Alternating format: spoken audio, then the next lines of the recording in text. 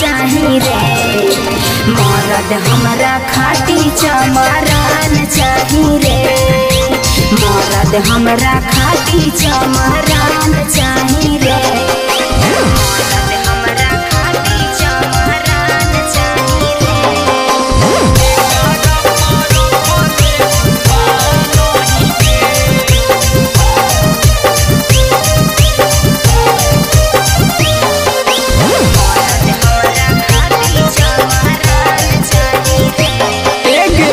कहे नहीं भावो छौड़ी और कोनो जाति आगे हो गई दबंग खाली चमरे के जाति रे।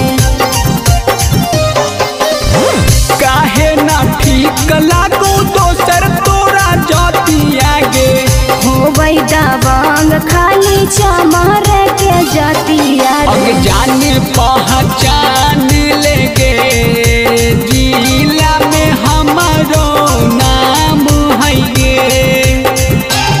अरे नहीं हिरान न बबुआन चाही रे। मरद हमरा खाटी चमरान चाही रे। मरद हमरा खाटी चमरान चाही रे।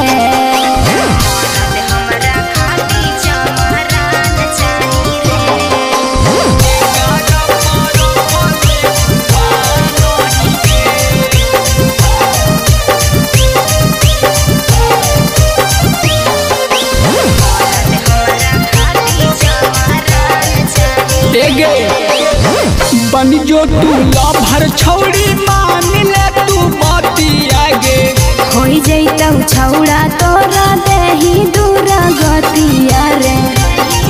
चला बन जो तू लभर हमर मान ले तू बाती आगे हो जैतौ छौड़ा तोरा देही दूर गतिया रे। के कर छौड़ी तू जानही के कारा पर रखले गुमा नहीं के।